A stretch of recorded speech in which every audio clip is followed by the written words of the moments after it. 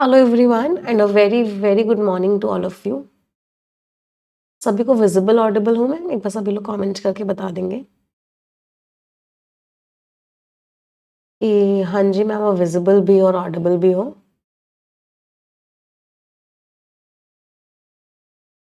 Yes, चलिए great. So welcome to the session everyone, आप सभी का हार्दिक स्वागत है।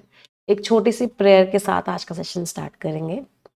सभी लोग मेरे साथ मिलके बोलेंगे, dear God, dear universe, please help me stay focused, please help me learn and understand better, please help me stay away from all the distractions, please help me maintain a very positive attitude।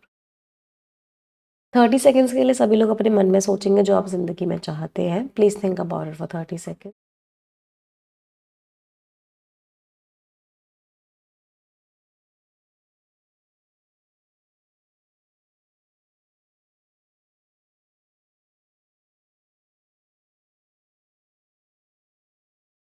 Repeat this line with me. Dear God, dear universe, please help each and every one of us get what we want। चलो start करें आज का session. तो let's get started. तो आज हम एक और मॉक टेस्ट करने वाले हैं एसबीआई क्लर्क प्रीलिम्स का, जहाँ पे हम बहुत सारे बहुत प्यारे प्यारे क्वेश्चंस करेंगे। रेडी? सबसे पहले पूरा मॉक टेस्ट आप दोगे, फिर हम साथ में डिस्कस करेंगे। तो सबसे पहले वही सीक्वेंस हम फॉलो करेंगे। आज बेटा 9 बजे क्लास इसलिए हो रही है क्योंकि आप में से बहुत सारे बच्चों का ना 3rd या 4th शिफ्ट में एग्ज़ाम है, और मुझे आप लोगों को एक मॉक टेस्ट और करवाना था एग्ज़ाम से पहले पहले। तो इस वजह से मैं क्लास थोड़ा जल्दी ले लूँ, जिससे कि बाकी जिन बच्चों का अभी लास्ट डे के आखिरी की तरफ एग्ज़ाम है वो क्लास को देख सके और उनको हेल्प मिल सके क्लास में, एग्ज़ाम में। चलो स्टार्ट करते हैं। तो सबसे पहले हम एरर डिटेक्शन करेंगे, उसके बाद हम मिक्स्ड क्वेश्चंस जो होते हैं वर्ड ऑर्डर वर्ड स्वैप वो करेंगे। उसके बाद अगर फिलर्स के क्वेश्चंस आएंगे तो वो करेंगे। उसके बाद क्लोज टेस्ट, उसके बाद पैराजंबल और लास्ट में आरसी। ठीक है। हर क्वेश्चन के लिए आपको 30 सेकेंड्स का टाइम दिया जाएगा। पैराजंबल में आपको 2 से 2.5 मिनट का टाइम मिलेगा। रीडिंग कॉम्प्रीहेंशन में आपको 5 से 7 मिनट का टाइम मिलेगा। क्लोज टेस्ट में 30 सेकेंड स्किमिंग के लिए मिलेंगे और बाकी भी 30 सेकेंड ईच। यहाँ पे 20 से 25 सेकेंड फिलर के क्वेश्चन में, यहाँ पे भी 20 से 25 सेकेंड ईच, और यहाँ पे भी 20 से 25 सेकेंड ईच। इतना इतना टाइम आपको हर क्वेश्चन में देना है। अगर इतना इतना टाइम दोगे तो 15 से 17 मिनट में आपका पूरा पेपर सॉल्व हो जाएगा। स्टार्ट करें? चलो let's get started. All the best everyone. पहले पूरा पेपर आप सॉल्व करेंगे 1 गो में, फिर हम उसको डिस्कस करेंगे। स्टार्ट करें। चैट ऑफ रहेगी जिससे कि कोई किसी की हेल्प ना कर सके। Give your level best. बिल्कुल ऐसे करना जैसे कि बिल्कुल एग्जाम चल रहा हो। चलो, all the best everyone.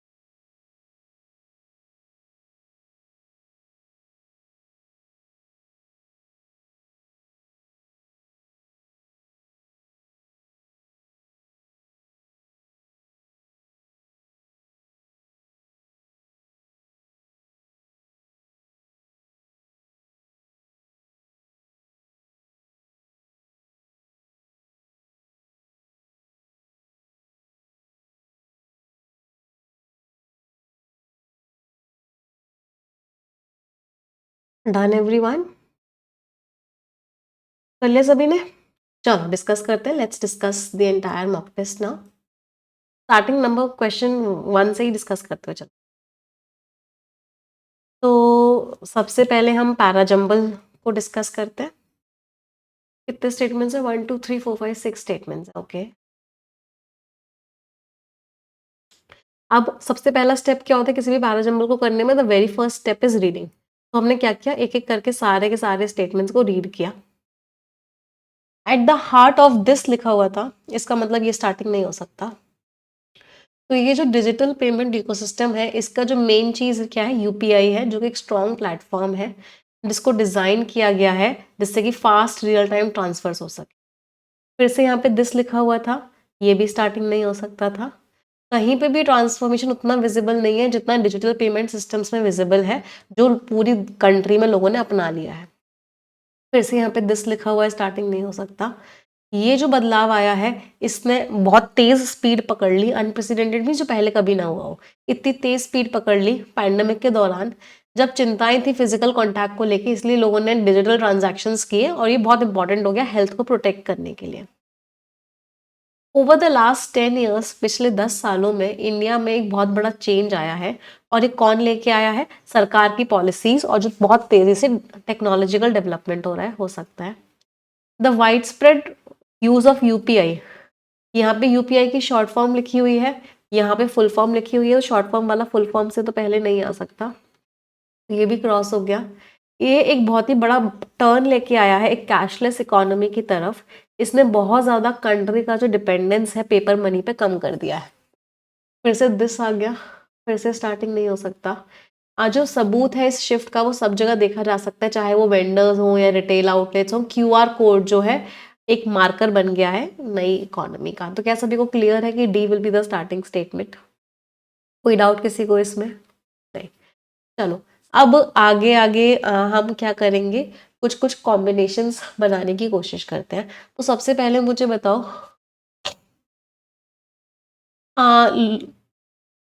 Digital payment system की ग्रोथ हो रही है और इस डिजिटल पेमेंट इकोसिस्टम में यूपीआई सबसे इंपॉर्टेंट है। तो डिजिटल पेमेंट सिस्टम्स और इसके अंदर सबसे ज्यादा इंपॉर्टेंट कौन है? यूपीआई है। तो क्या सभी बच्चों को बी और ए का पेयर क्लियर था? कुछ कुछ पेयर्स बना रहे हैं अब। कोई दिक्कत? चलो, अब यूपीआई सबसे ज्यादा इंपॉर्टेंट हो गया है, रियल टाइम ट्रांसफर हो रहा है बैंक अकाउंट्स में। अब अगला कॉम्बिनेशन हमने जो बनाया वो क्या बनाया कि अब कैशलेस इकोनॉमी, एक कैशलेस इकोनॉमी आ गई है। और ये जो कैशलेस शिफ्ट में हुआ है, ये सब जगह देखा जा सकता है। तो कैशलेस इकोनॉमी आई है और फिर हमने क्या बोला, ये जो कैशलेस शिफ्ट हुआ है, क्या सभी को ई और एफ का पेयर क्लियर था? कुछ कुछ पेयर्स हम बना रहे हैं। तो एक हमारा पेयर बना बी और ए का, और एक बना ई और एफ का। अच्छा, ए में फुल फॉर्म दे रखी थी और ई में शॉर्ट फॉर्म दे रखी थी। तो क्या हमको ये भी क्लियर हो गया कि बी और ए पहले आएगा, ई और एफ बाद में आएगा? चलो, अब हमको सिर्फ सी देखना है, सी की पोजीशन क्या होगी। हमारा डी बन चुका है, हमारा बी ए ई एफ बन चुका है। सी के पास 4-5 पोजीशंस हैं जहां सी आ सकता है। एक सी यहाँ आ सकता है, एक नहीं 3 पोजीशन है सी के पास आने के लिए। तो ये सी कहीं भी इन 3 जगह में से कहीं भी आ सकता है। चलो सी को पढ़ते हैं, फिर आइडेंटिफाई करते हैं सी कहाँ आएगा।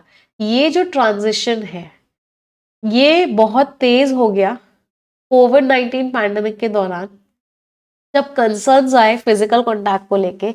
इसकी वजह से जो टच फ्री डिजिटल ट्रांजैक्शंस हैं, वो एक इंपॉर्टेंट टूल बन गए प्रोटेक्टिंग शेल्फ है। ये ट्रांजिशन है, कौन सा ट्रांजिशन है? जो शिफ्ट की बात हो रही है। शिफ्ट का मतलब क्या होता है? ट्रांजिशन। तो ये जो बदलाव आया है, ये जो ट्रांजिशन आया है, अच्छा क्या हमने डी में कोई बदलाव की बात करी है? अच्छा, मैं यहाँ पे भी तो ट्रांसफॉर्मेशन की बात करी है, यहाँ पे भी बात करी हमने ट्रांसफॉर्मेशन की। बट यहाँ पे फाइनेंशियल ट्रांसफॉर्मेशन और उसकी, हाँ देखो अब किस तरीके से करना पड़ेगा, इसमें एक और तरीका है। क्या सी यहाँ आ सकता है? नहीं आ सकता। क्यों? क्योंकि हमने बोला कि एक ट्रांसफॉर्मेशन आया है। वो ट्रांसफॉर्मेशन कौन सा है? वो ट्रांसफॉर्मेशन है कहाँ पे? डिजिटल पेमेंट सिस्टम में, और उसका नाम क्या है? यूपीआई। तो डीबीए तो बिल्कुल लिंक्ड है। एक ट्रांसफॉर्मेशन आया, वो आया डिजिटल पेमेंट में, और डिजिटल पेमेंट के अंदर किस में आया? यूपीआई में आया। तो बीच में सी तो नहीं आ सकता। चलो अब इन दोनों में आइडेंटिफाई करते हैं। तो यहाँ पे यूपीआई की बात हो रही थी, यहाँ पे भी इसी यूपीआई की एडिशनल इन्फॉर्मेशन दे रखी थी, मतलब ए और ई के बीच में भी नहीं आ सकता था। क्या समझ में आ रहा है मैं कैसे कर रही हूँ? अच्छा मैम आप तो हट जाओ, सॉरी बेटा, माय मिस्टेक। तो इसका मतलब क्या है? ए और ई के बीच में भी नहीं आ सकता था। इसका मतलब सी के पास सिर्फ एक ही पोजीशन बची है, दैट इज दिस। तो हमारा फाइनल आंसर क्या बनेगा? D, B, A, E, F and C. Just one second.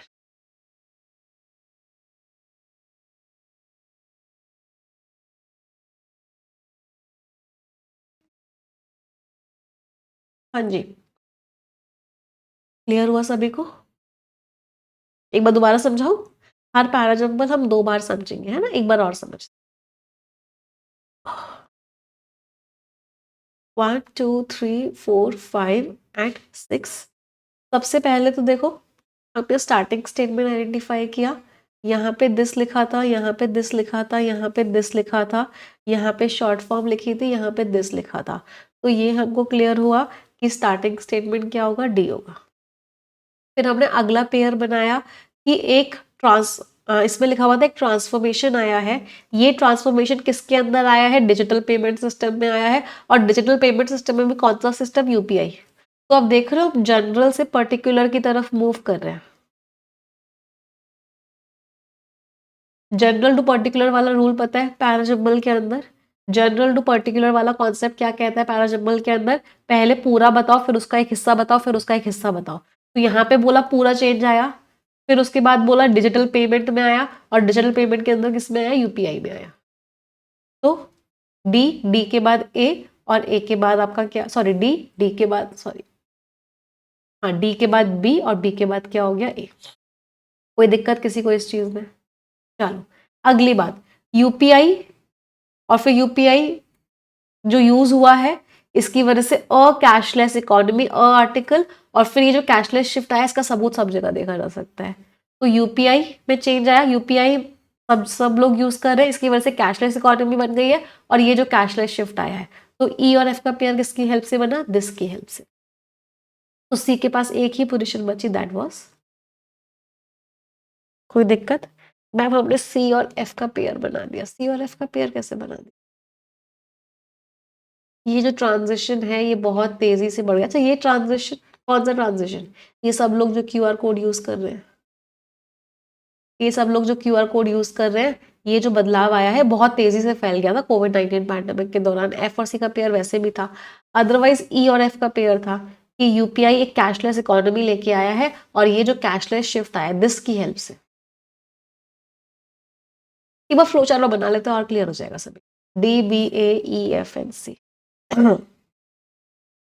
एक बार फ्लोचार्ट बनाएंगे तो अगर आपने कोई भी गलत पेयर बनाया ना तो वो क्लियर हो जाता है। डी और बी और ए का पेयर बना था, पूरे सिस्टम में चेंज आया। सिस्टम भी कौन सा सिस्टम? डिजिटल पेमेंट सिस्टम, और डिजिटल पेमेंट सिस्टम के अंदर भी कौन सा? यूपीआई। फिर ई और एफ का पेयर बना कि एक कैशलेस शिफ्ट आया, और फिर दिस कैशलेस शिफ्ट। तो ई और एफ का पेयर बना। सी के पास सिर्फ एक ही पोजीशन थी और एक ही स्टेटमेंट था, इसलिए सी लास्ट में। क्लियर सभी को? चलो क्वेश्चंस कर लेते हैं। पेनल्टीमेट का मीनिंग होता है सेकेंड लास्ट, एफ हो गया। टर्मिनल मीन्स लास्ट, सी हो गया। सेकेंड हो गया बी। एंटी पेनल्टीमेट का मीनिंग होता है third last is E. Introductory and third, first and third statement क्या हो गया? डी एंड ए। चलो अब आ जाते हैं आगे। अब हम क्या करने वाले हैं? हाँ एरर वाले क्वेश्चंस आ गए आप सभी के। तो देखते हैं फर्स्ट क्वेश्चन में किसमें एरर मिला आपको। पेंटिंग जो है एक आर्ट है, आर्ट फॉर्म की तरह, ये अलाउ करता है आर्टिस्ट को कि वो अपने इमोशंस को शो कर पाए कलर्स के थ्रू और शेप्स के थ्रू। जो इसमें मास्टर्स रहे हैं जैसे कि विंसेंट वैन गोग, इन्होंने ऐसे ऐसे वर्क्स क्रिएट किए। वर्क्स लिखा हुआ है, वर्क्स प्लूरल है, प्लूरल है इसका मतलब क्या है? वो आपकी फर्स्ट फॉर्म आएगी। जब भी सब्जेक्ट प्लूरल होता है वर्ब की फर्स्ट फॉर्म आती है, कभी भी वर्ब की फर्स्ट फॉर्म एस और एस नहीं आता है। तो यहाँ पे क्या आएगा, कैप्चर्स नहीं आएगा, कैप्चर आएगा। तो जो कैप्चर कर रहा है ह्यूमन एक्सपीरियंस के इस सेंस को, उसकी मेन चीज को, व्यूअर्स को इंस्पायर कर रहा है कि वो अपनी फीलिंग्स को के बारे में सोच सके। Answer is B. अगला question।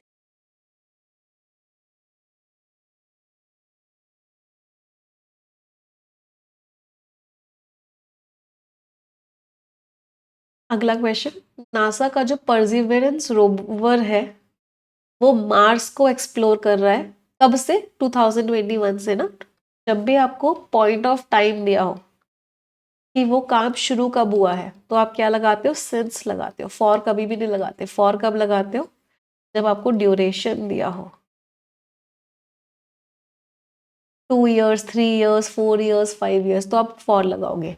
2020 मंडे वेंसडे जब वो काम शुरू हुआ था तब सिंस लगाओगे, तो यहाँ पे सिंस आएगा। ये रॉक सैंपल्स को कलेक्ट कर रहा है जो कि एंशिएंट लाइफ के क्लूज होल्ड करते हैं, और डेटा ये वापस भेज रहा है अर्थ को साइंटिस्ट के लिए कि वो उसको एनालाइज कर सके। आंसर इज ए। अगला, वॉलंटियर्स ने बीच को साफ किया स्टॉर्म के बाद, तो तूफान आया, उसके बाद वॉलंटियर्स ने बीच को साफ किया। जो मलबा था उसको जल्दी जल्दी हटा दिया जिससे कि नुकसान ना हो मैरीन लाइफ को, जो समुद्र के अंदर जानवर रहते हैं उनको नुकसान ना हो। एंड दे वर्कड, और उन्होंने काम किया। वर्कड वर्ब है ना, वर्ब के बारे में जो वर्ड बताएगा वो क्या होगा, एडवर्ब होगा। तो टायरलेसली, उन्होंने बिना थके घंटों घंटों काम किया गर्मी के अंदर। डेमोन्स्ट्रेटिंग मीन्स शो, उन्होंने शो किया अपना कमिटमेंट, कि उनका कमिटमेंट है इन्वायरमेंट को प्रोटेक्ट करने में अपनी कम्युनिटी में। Answer is C, tirelessly will come. Neither the chairman, ना ही जो चेयरमैन है और ना ही जो बोर्ड मेंबर्स है। जब भी नीदर नॉर लगा हो, ईदर और लगा हो, सिर्फ और लगा हो, या नॉट ओनली बट ऑल्सो लगा हो, तो वर्ब किसके अकॉर्डिंग आती है, नियरेस्ट सब्जेक्ट के अकॉर्डिंग। 120 rules of grammar. तो वॉज नहीं, वर आएगा। तो ना ही चेयरमैन ना ही बोर्ड ऑफ मेंबर्स फेवर में थे इतने दुश्मनी वाले टेक ओवर के लिए। उन्होंने किस बात को मेंशन किया कि एथिकल कंसर्न्स हैं और इसका लॉन्ग टर्म फाइनेंशियल रिस्क। जो आर्टिस्ट का लेटेस्ट कलेक्शन था, कंप्राइजिंग के साथ ऑफ नहीं लगाते हैं, सिर्फ पैसिव वॉइस में कंप्राइज्ड के साथ ऑफ लग जाता है, इस कंप्राइज्ड ऑफ। अदरवाइज कभी भी कंप्राइज हो, कभी भी कंप्राइजिंग हो, ऑफ नहीं लगेगा। तो इसमें बी आ गया। तो comprising over 50 paintings and sculptures, ये दिखाता है कि वो कितना ज़्यादा अट्रैक्टेड थी समुद्र की बायोलॉजी को लेके और ओशन को प्रोटेक्ट करने को लेके। क्या क्या स्कोर्स रहे सभी के एरर में आउट ऑफ 5। आगे बढ़ते हैं, नेक्स्ट क्वेश्चन पर आते हैं। क्लोज टेस्ट करेंगे अब हम। वन से,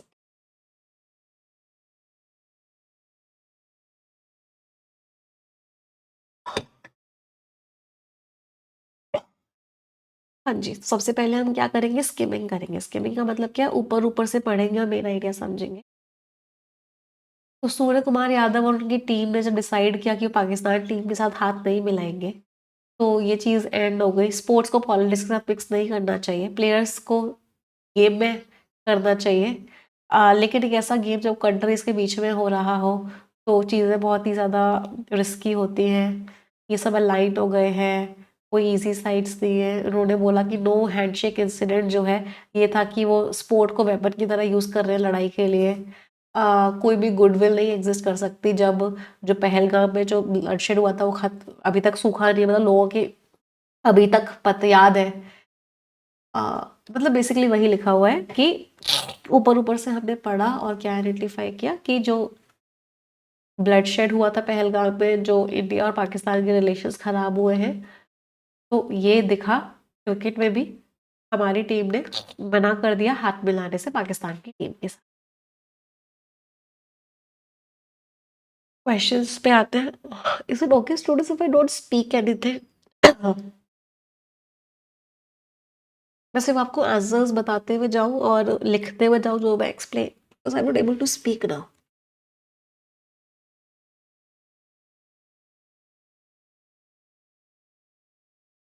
जस्ट वंस।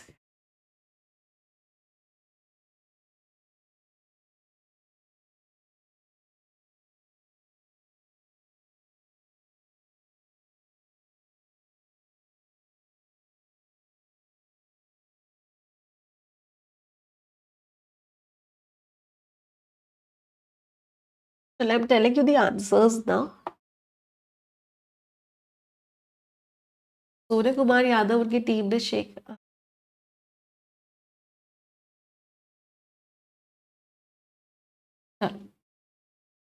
शेखी एडजेक्टिव है। एडजेक्टिव किसके बारे में बताएगा?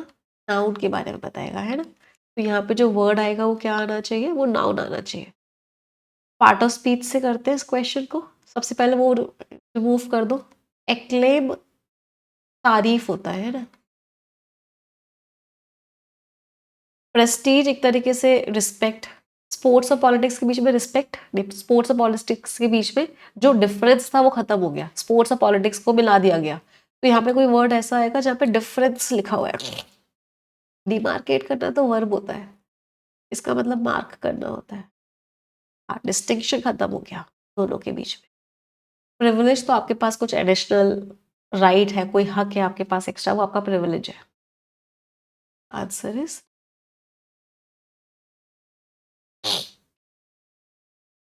बट इन अ गेम जहाँ पे नेशंस, जो गेम शुरू होता है किसके साथ?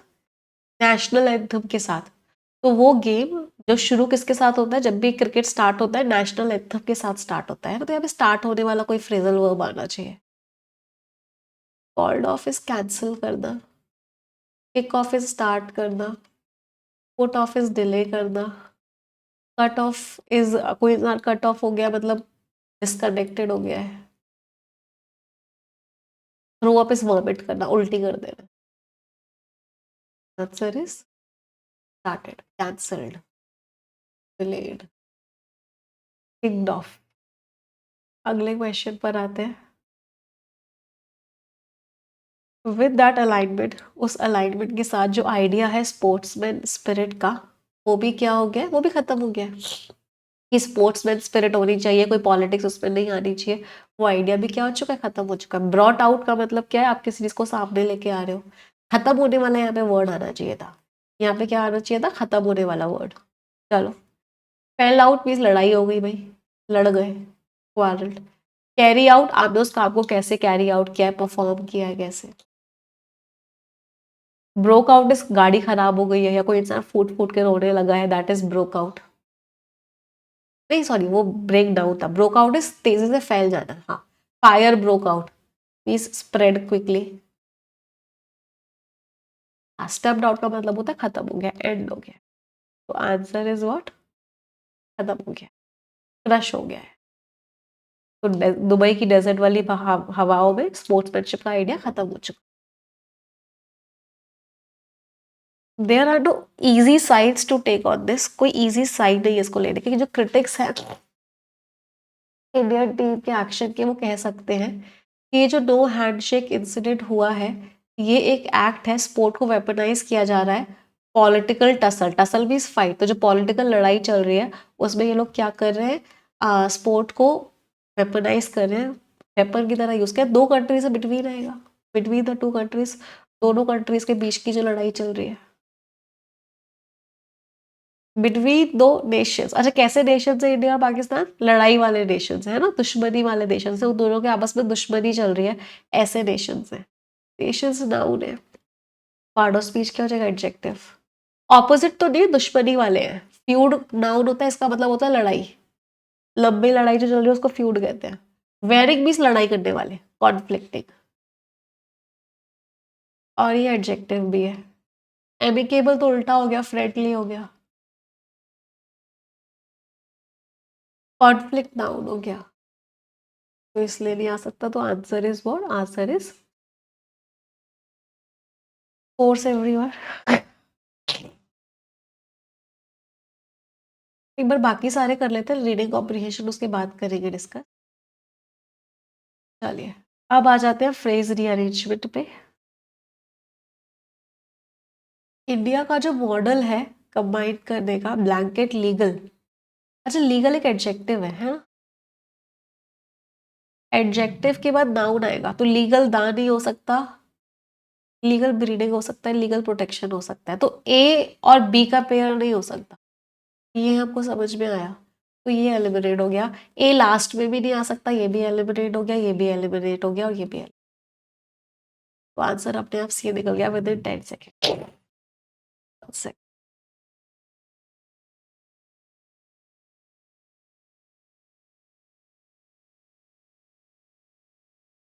हाँ जी, तो मैंने यहाँ पे क्या हिंट लगाई,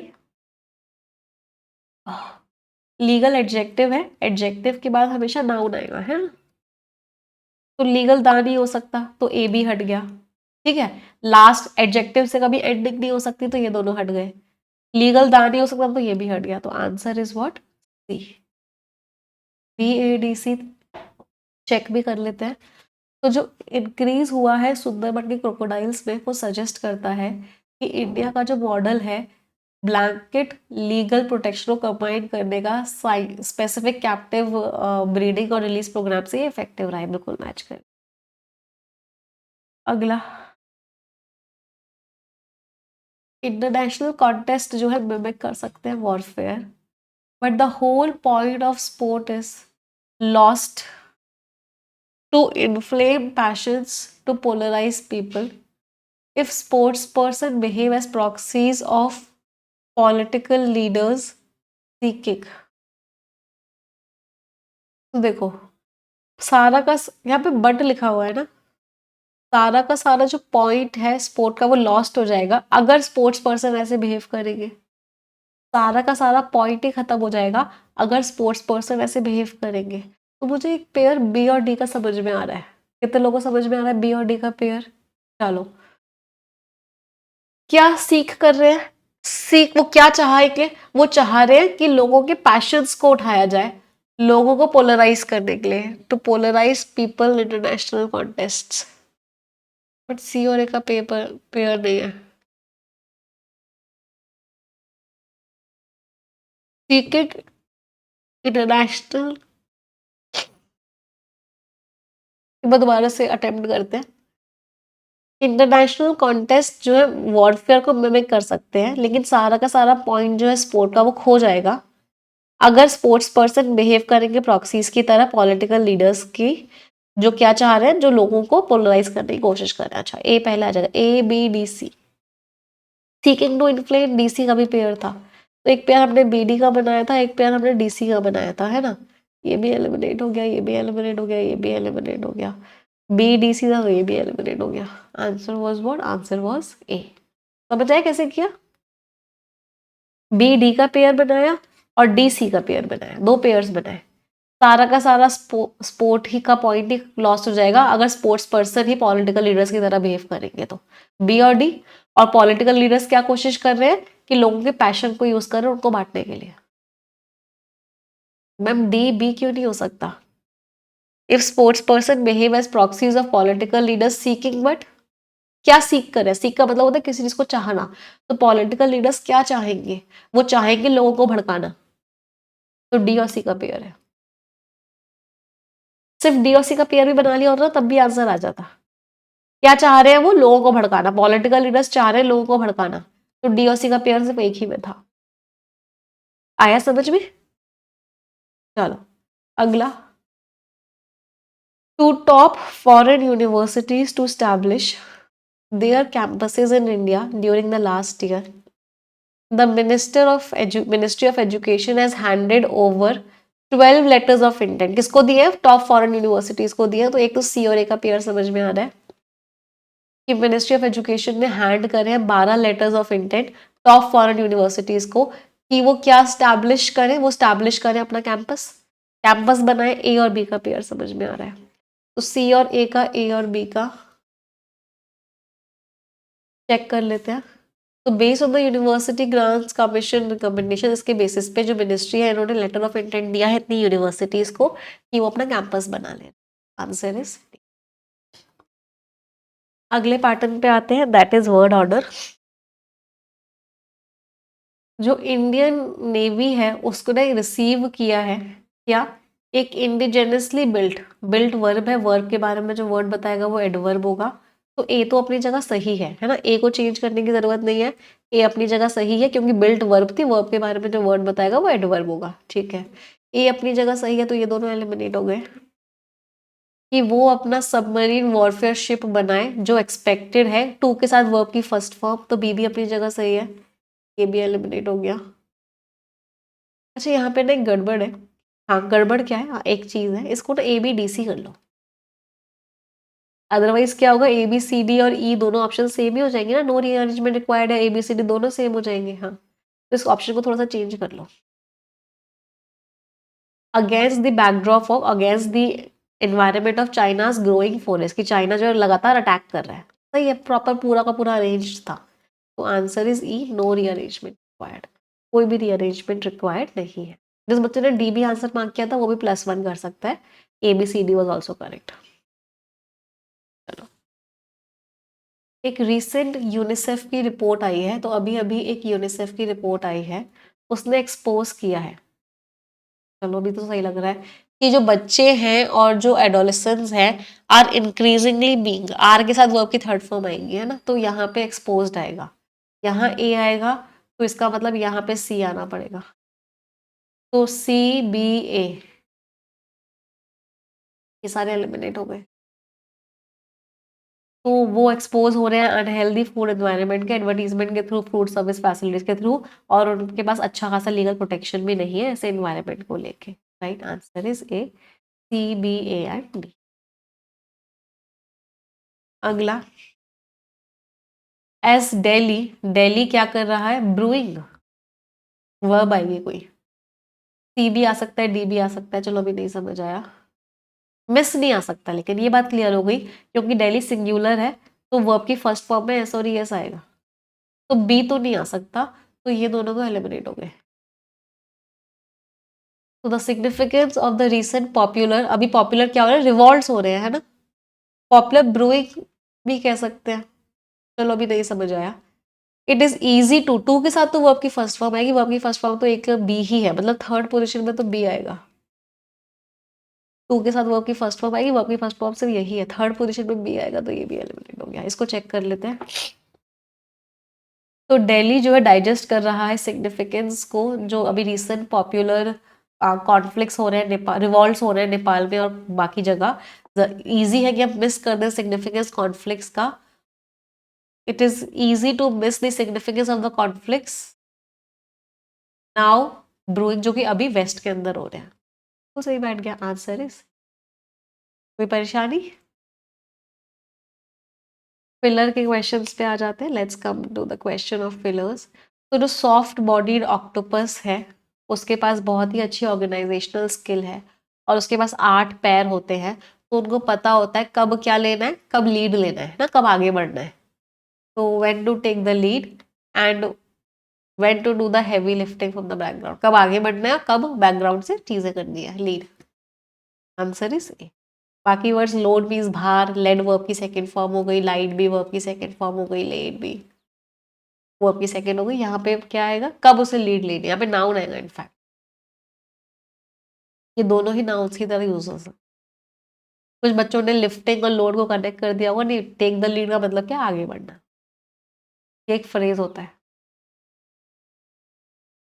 the dash of the Himalayan region, the subterranean stress on rocks makes it prone to instability, क्या होती है किसी भी रीजन की, चलो बायोलॉजी तो किस चीज की होती है बायोलॉजी, कोई लिविंग ऑर्गेनिज्म होता है, लिविंग थिंग के लिए यूज करते हैं बायोलॉजी, तो ये तो नहीं हो सकता। इकोलॉजी क्या होता है, इकोलॉजी होता है आप जब आप रिलेशनशिप पढ़ते हो लिविंग थिंग्स और नॉन लिविंग थिंग्स के बीच में, तो when you study the relationship between living things and the environment, तो इसको इकोलॉजी बोलते हैं, तो इकोलॉजी भी नहीं आ सकता है, हम कोई लिविंग थिंग्स की तो बात ही नहीं कर रहे हैं। कॉस्मोलॉजी जब आप यूनिवर्स के बारे में स्टडी करते हो, तो ये भी नहीं आ सकता। यूलॉजी जब आप किसी को बहुत ज़्यादा तारीफ करते हो, ये भी नहीं हो सकता। हाँ, जियोलॉजी होता है जब आप रॉक्स के बारे में पढ़ते हो, ज्योग्राफी के बारे में पढ़ते हो। That is what answer is. कोई दिक्कत? अब आ जाते हैं रीडिंग कॉम्प्रिहेंशन पे। सबसे पहले हमने क्या किया, क्वेश्चंस को पढ़ा। फाउंडेशनल एलिमेंट क्या है मोदी जी की फिलॉसफी का, ठीक है। जीएसटी रिफॉर्म्स, ठीक है। Consumer behaviour. परवेट का मीनिंग होता है बहुत ही पैशनेट, है ना, फुल एनर्जी लगा के। तो पैशनेट, जेलस, ये दोनों तो सिनोनिम्स हो गए। एपेथेटिक कोई फर्क ही नहीं पड़ता है, ये एंटोनिम हो गया। पीरियोडिक जो टाइमली हो रहा हो, सीक्रेट, ये दोनों का कोई लेना देना ही नहीं है। तो हमें क्या बताना था, एंटोनिम बताना था। तो एपेथेटिक, एपेथेटिक मीन्स कोई फर्क नहीं पड़ता। सिनोनिम्स नहीं बताने थे बेटा, एंटोनिम बताना था। स्वदेशी मेलास का क्या इम्पैक्ट पड़ेगा, मोदी जी की जो कॉल है स्वदेशी को लेके, ऑथर ने क्या सजेस्ट किया।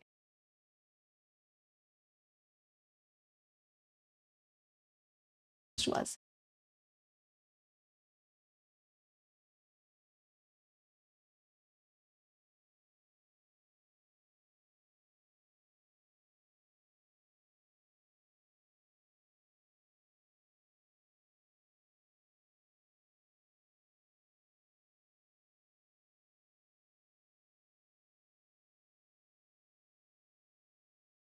चलिए देखते हैं ऑथर क्या कह रहे हैं।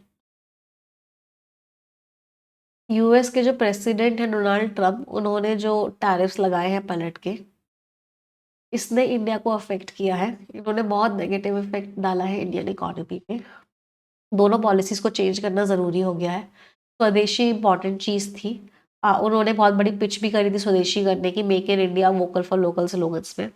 स्वदेशी प्रैक्टिकल है, पीएम मोदी ने फिर से स्वदेशी की बात बोली है अपनी डिमांड में। वो कह रहे हैं कि स्वदेशी को बहुत बड़ा मूवमेंट बनाओ। वो सीजन भी सेलिब्रेट करना चाहते हैं स्वदेशी मेलास को लेके। लेकिन ये जो स्वदेशी जो हम वापस लेके आ रहे हैं, क्या ये बैलेंस कर पाएगा ट्रम्प के टैक्सेस को। मोदी जी इमोशंस के ऊपर खेल रहे हैं। उनकी जो कॉल है कि इंडियन मेड गुड्स को यूज़ करो एक ऐसे टाइम में जब दुनिया हमसे दुश्मन लग रही है, ये ऐसा नहीं है जैसा पहला काम कर सकता। तो बेसिकली स्वदेशी होने को मोदी जी कह रहे हैं, ये बात इस पैसेज का मेन आइडिया। अगला पैराग्राफ, चाहे हमें पसंद हो या ना हो, आज की दुनिया बहुत ही छोटी जगह है। कंज्यूमर चॉइसेस अब एक ही एरिया में नहीं होते हैं, वो सब जगह होते हैं। 21st सेंचुरी की जो इकोनॉमी है, वो सिर्फ पेट्रियाटिक परचेजिंग से नहीं कि मेड इन इंडिया ही खरीदो, ये काम भी करेगा तो थोड़ा बहुत ही रोल प्ले करेगा। इंडियन एक्सपोर्टर्स अभी भी बहुत कंपटीशन फेस कर रहे हैं और ये प्रेशर देखने को मिलेगा जॉब में और इनकम में। स्वदेशी फेयर्स विजिबिलिटी तो बढ़ा देंगे, लेकिन वो नेशनल एक्सपोर्ट स्ट्रैटेजी को सब्सिट्यूट नहीं कर सकते। मोदी जी कह रहे हैं खुद मैन्युफैक्चर करो, खुद के ऊपर डिपेंडेंट करो। ये अच्छा तो है, लेकिन अभी बहुत कुछ करना बाकी है। इंडिया को अगर ट्रेड शॉक्स झेलने हैं तो हमें अपनी प्रोडक्टिविटी बढ़ानी पड़ेगी, रूल्स रेगुलेशंस कम करने पड़ेंगे, मतलब रेड टेपिज्म नहीं होना चाहिए, बहुत सारे ब्यूरोक्रेटिक प्रोसीजर्स नहीं होने चाहिए, सप्लाई चेन को स्ट्रॉन्ग बनाना पड़ेगा। अब जो जीएसटी रिफॉर्म्स अनाउंस किया, ये सही कदम है। अगर इनको अच्छे से इम्प्लीमेंट किया गया तो ये बिजनेस को आसान कर देंगे। स्वदेशी एक्सक्यूज नहीं होना चाहिए प्रोटेक्शनिज्म का। इसको हम री इंटरप्रेट करें कि हम कॉम्पिटिटिवनेस लेके आ रहे हैं। इंडिया जो टैरिफ्स के अगेंस्ट लड़ रहा है, इसमें दो चीज़ें हैं। पहला क्या है कि हमें दूसरे पार्टनर्स ढूंढने होंगे और हमें नेगोशिएट करना है, और दूसरा है कि हमें अपनी कंट्री के अंदर भी प्रोडक्शन बहुत अच्छा करना पड़ेगा कि इंसान सिर्फ स्वदेशी सोच के ना खरीदे, बल्कि वो इसलिए खरीदे कि वो अच्छी क्वालिटी का है। गोल होना चाहिए मेक इन इंडिया के साथ साथ क्वालिटी भी मिले, रिलायबिलिटी भी हो, इनोवेशन भी हो। स्वदेशी की जो पॉलिटिक्स है, ये फेस्टिव सीजन में आपको अच्छा तो फील करवाएगी, लेकिन ये चीज़ें कॉम्पिटिटिव होनी चाहिए। मोदी जी सही है कि वो इंडिया को याद दिला रहे हैं कि अपने ऊपर डिपेंडेंट होना सिर्फ एक स्लोगन नहीं है, ज़रूरी है। चैलेंज ये है कि सिर्फ एक इमोशन ही ना रह जाए, ये एक इसमें बदलाव भी लेके आए हैं हमारी कंट्री में, तभी इंडिया जो है टैरिफ को झेल पाएगी। समझ आया पैसेज? चलो, फर्स्ट क्वेश्चन, मोदी जी क्या कह रहे हैं, स्वदेशी स्वदेशी है ना, स्वदेशी को एक what is the foundational element. Foundational element क्या है, मतलब बेसिक एलिमेंट क्या है मोदी जी की बात में, वही वही कह रहे हैं बार बार कि स्वदेशी को सामने लेके आओ। स्वदेशी एक कोर प्रिंसिपल है, ये एक मेन प्रिंसिपल है। जीएसटी रिफॉर्म्स को ऑथर ने क्यों मेंशन किया, जीएसटी रिफॉर्म्स को ऑथर ने मेंशन किया कि एक बड़ा चेंज आ रहा है ना। फेल्ड गवर्नमेंट पॉलिसी नहीं है भाई। ऑथर किसी की बुराई नहीं कर रहे थे जीएसटी को मेंशन करने में। ऑथर ये नहीं कह रहे थे कि सारे टैक्सेस हटा दो, ना ही ऑथर ये बता रहे थे कि प्रोटेक्शनिज्म हो रहा है। ऑथर ने कहा जीएसटी आया है तो अच्छी बात है। ऑथर की जो टोन थी जीएसटी रिफॉर्म्स को लेकर वो पॉजिटिव थी। अब इसको टोन से भी कर सकते थे, इसकी टोन नेगेटिव थी, इसकी टोन नेगेटिव थी, सारे टैक्सेस ऑल वर्ल्ड ने घोटाला कर दिया। प्रोटेक्शनिज्म तो है ही नहीं जीएसटी में कोई। अगला क्वेश्चन, 21st सेंचुरी का कंज्यूमर बिहेवियर क्या है? तो कंज्यूमर जो है कैसा करते हैं, कंज्यूमर के लिए चीज इंपॉर्टेंट चीज क्या है कि अच्छी क्वालिटी का क्या है, उनको पसंद क्या आ रहा है, कंज्यूमर के लिए वो चीज है। तो नेशनलिस्टिक फर्वर नहीं है कि मुझे अपनी कंट्री का ही खरीदना, कंज्यूमर ऐसा नहीं सोचता आज। कोई फर्क नहीं पड़ता क्वालिटी से, नहीं। जो नए शॉपर्स हैं वो डोमेस्टिकली मैन्युफैक्चर्ड प्रोडक्ट्स ही खरीद रहे हैं, नहीं। वो इन्फ्लुएंस हो रहे हैं, नहीं। ऑथर ने बोला आज का कंज्यूमर इन्फ्लुएंस नहीं होगा। आज का consumer made in India, made in India नहीं देखेगा। आज का कंज्यूमर देखेगा जो मुझे अच्छा मिल रहा है, जो मेरे हिसाब से उसको खरीदेगा। तो वो अपने टेस्ट को, अपने प्रेफरेंस को देखेगा। आज का जो कंज्यूमर है वो अपने हिसाब से सामान खरीदेगा, मेड इन इंडिया देख के नहीं खरीदेगा, आइडियोलॉजी के बेसिस पे नहीं खरीदेगा। आंसर इज ई। ये हमने कर ही लिया। ऑथर ने क्या बोला कि स्वदेशी मेलास का क्या इम्पैक्ट होगा? ऑथर की टोन पॉजिटिव थी स्वदेशी मेला को लेके, है ना। ट्रांसफॉर्मेटिव इम्पैक्ट होगा इंडिया के एक्सपोर्ट कैपेसिटी पे। सिग्निफिकेंट एक्सपोर्ट बढ़ जाएगा क्या? एक्सपोर्ट की तो बात ही नहीं कर रहे थे स्वदेशी मेला में, हम तो कहते हम खुद खरीदना है हमको। डायरेक्टली बैलेंस कर देगा नहीं, बैलेंस भी नहीं करेगा। हाँ बेनिफिशियल तो होगा लेकिन इतना इम्पैक्ट नहीं पड़ेगा, लोकल विजिबिलिटी बढ़ जाएगी, ऑथर ने ये बोला था। बेनिफिशियल तो होगा बट ऐसा नहीं कि एक्सपोर्ट बढ़ जाएगा ये चीज। हाँ लोकल आर्टिसंस को विजिबिलिटी मिल जाएगी। नेगेटिव इम्पैक्ट होगा, हार्मफुल इम्पैक्ट होगा, ऑथर ने ऐसा तो बिल्कुल ही नहीं बोला। तुरंत की तुरंत जॉब बढ़ जाएगी, नहीं। ऑथर ने क्लियरली बोला था बेनिफिशियल होगा लेकिन सिर्फ लोकल विजिबिलिटी बढ़ाएगा, ये लिखा हुआ था, देखो याद देखो। लोकल आर्टिसंस को विजिबिलिटी बढ़ जाएगी। अगला, ऑथर को क्या डाउट है? ऑथर को बेसिकली डाउट यही है कि क्या वो ट्रम्प ने जो टैरिफ लगाया है उसको बैलेंस कर पाएगा। इंटरनेशनल रिकॉग्निशन चाहिए क्यों भी भाई, लोकल आर्टिसंस को अलग थोड़ी ना कर देगा। मास रिजेक्शन हो जाएगा फॉरेन प्रोडक्ट्स का, नहीं। हाँ बस यही था ऑथर का डाउट कि जो ट्रम्प ने टैरिफ लगाया है उसका जो नेगेटिव इम्पैक्ट हम पे पड़ेगा, क्या ये उसको बैलेंस कर पाएगा या नहीं कर पाएगा। यही जो है ऑथर का मेन डाउट था। कोई परेशानी? आंसर वॉज नहीं। अगला, ऑथर का रिकमेंडेशन क्या है, ऑथर ने सजेशन क्या दिया है भाई? टैरिफ्स पे हेविली रिलाई करो जो बाकी कंट्रीज के अगेंस्ट है, नेगोशिएट करो स्ट्रांगली, और अलग अलग ट्रेड पार्टनर्स ढूंढो। बिल्कुल सही बात है, ऑथर ने ये बात बोली कि अलग अलग ट्रेड पार्टनर्स ढूंढो, नेगोशिएट करो। सारे इंपोर्ट्स को लोकल गुड से सब कर दो, ऐसा ऑथर ने नहीं बोला। सिर्फ और सिर्फ कल्चरल स्वदेशी कैंपेन्स में फोकस करो, एक्सक्लूसिवली भी सिर्फ और सिर्फ इस पे फोकस करो और किसी चीज पे फोकस मत करो। तो ये भी गड़बड़ हो गया। इंटरनेशनल ट्रेड एग्रीमेंट से विड्रॉ कर लो, ऐसा ऑथर ने कहीं नहीं बोला। तो answer was what? Answer was B. क्या क्या स्कोर्स रहे सभी के कंप्लीट मॉक टेस्ट में? एवरीवन, मजा आया मॉक टेस्ट करने में? Did you enjoy the mock test?